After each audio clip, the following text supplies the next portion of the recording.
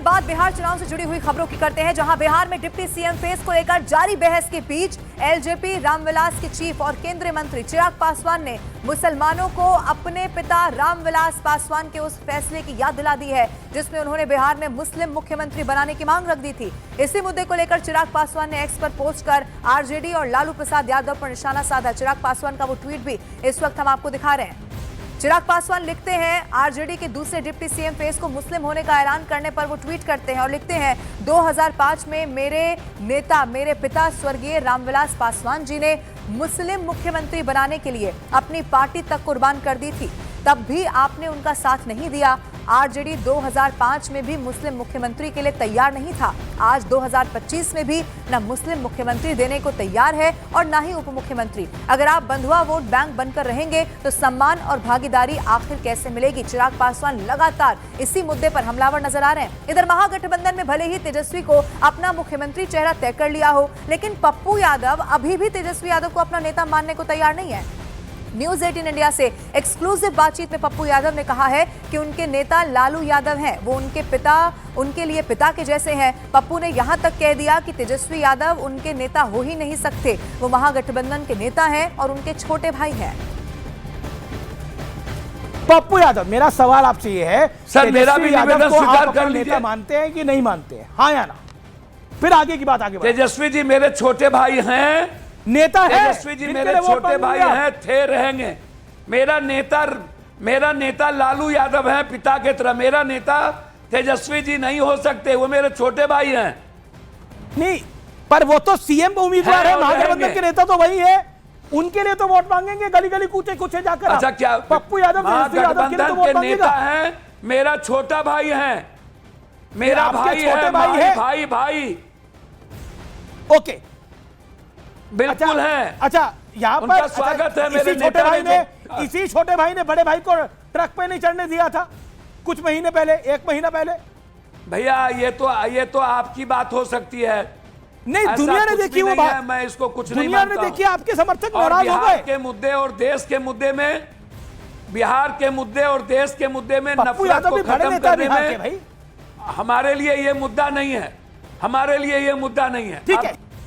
और महागठबंधन ने तेजस्वी यादव को मुख्यमंत्री और मुकेश सहनी को डिप्टी सीएम का चेहरा तो घोषित कर दिया है, लेकिन बड़ा सवाल यही है, मुकेश सहनी डिप्टी सीएम आखिर कैसे बनेंगे? क्या आरजेडी उन्हें अपने कोटे से एमएलसी बनाएगी या फिर वीआईपी को मिली 15 सीटों में 12 जीतना ही शर्त बनेगा? बीजेपी ये कह रही है कि ये वादा नहीं, हवाई सपना है।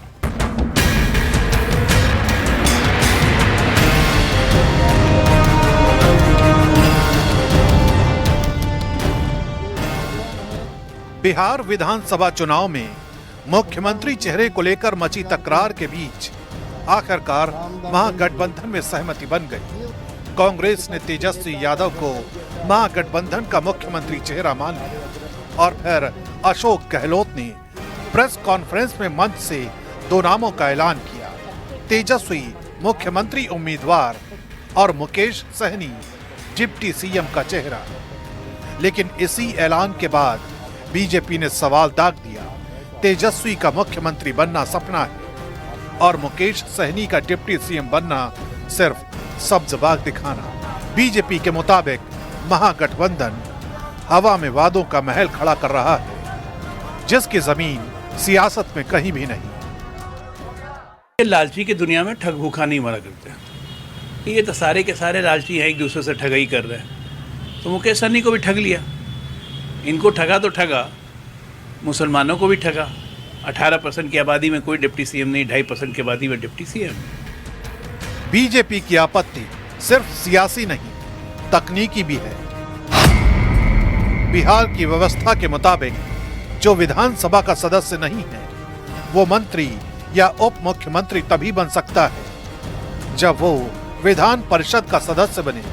लेकिन एमएलसी बनने के लिए एक उम्मीदवार को कम से कम 12 विधायकों का समर्थन चाहिए। अब सवाल यही है कि मुकेश सहनी के पास वो संख्या कहां से आएगी? क्या आरजेडी या कांग्रेस अपने कोटे से उन्हें एमएलसी बनाएंगे या फिर वीआईपी पार्टी अपने विधायकों के बूते उस पद तक पहुंचेगी? बीजेपी का दावा है कि दोनों में से कुछ नहीं होने वाला और मुकेश सहनी का डिप्टी सीएम बनने का सपना शुरू होने से पहले ही थम जाएगा। जनता की जो जन विरोधी सरकार है उसको उखाड़ फेंकना है। देखिए, तेजस्वी जी ने नौकरी दिया और नीतीश राज में जब नौकरी मांगने गया तो उस पर लाठी चटकाई गई। तो अब इसमें लोग कह रहे हैं जो कि लाठी लगेगा यूथ को तो जवाब देगा बूथ पर।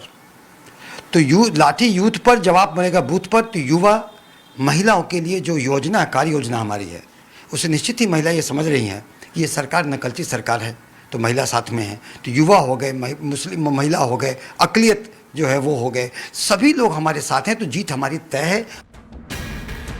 अब जरा प्रेस कॉन्फ्रेंस के भीतर की कहानी भी सुनिए। सूत्र बताते हैं कि गुरुवार की सुबह तक तेजस्वी यादव मुकेश सहनी के नाम के ऐलान के पक्ष में नहीं थे, लेकिन आखिरी वक्त पर समीकरण और दबाव दोनों बदल गए। कैमरे पर साफ दिखा जब अशोक गहलोत ने तेजस्वी को सीएम फेस घोषित किया तो तेजस्वी ने अपने सहयोगी संजय यादव के कान में कुछ कहा।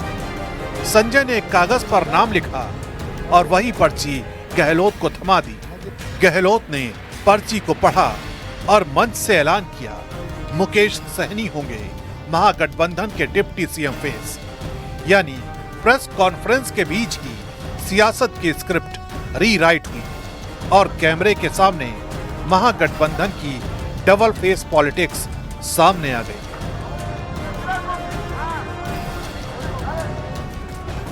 और आइए अब आपको बेगूसराय की बछवाड़ा विधानसभा हम लिए चलते हैं, जहां नीतीश सरकार के खेल मंत्री सुरेंद्र चौधरी कुछ अलग ही अंदाज के रंग में यहां पर दिखे नजर आए हैं। वो वहीं भाषण नहीं दे रहे बल्कि अपने गानों के जरिए अपने कार्यकर्ताओं में जोश भी भर रहे हैं। आहो आहो दादा आहे आहे दैया कमल। बछवाड़ा विधानसभा सीट से विधायक और खेल मंत्री हैं हमारे साथ, बीजेपी से ये विधायक है और अब इनको चुनौती मिल रही है महागठबंधन से। कुछ अनोखे अंदाज में यह जनता से संवाद करते हैं। बताइए, आप अपने गाने के जरिए कैसे आप जनता से आप संवाद करते हैं, उन तक पहुंचने की कोशिश करते हैं? गाना के माध्यम से ही हम जनता से कहना चाहें। गाना का ये लफ्ज है, सुनो सुनो मजूर किसानमा, सुनो सुनो नौजवानमा, आहो आहो दादा आहे आहे दैया कमल छाप पर अपन बटन माँ दबा दियो हे ना, आहे आहे दैया कमल छाप पर अपन बटन माँ दबा दियो हे ना। एक और कमल निशनमा, दोसर और छो बैमनमा। एक और कमल निशनमा, दोसर और छो बैमनमा।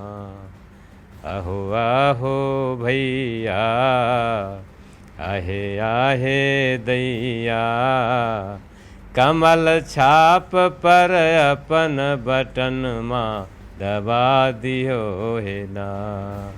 ये बेईमानवा शब्द जो है ना, हम लोग कांग्रेस को कहते हैं।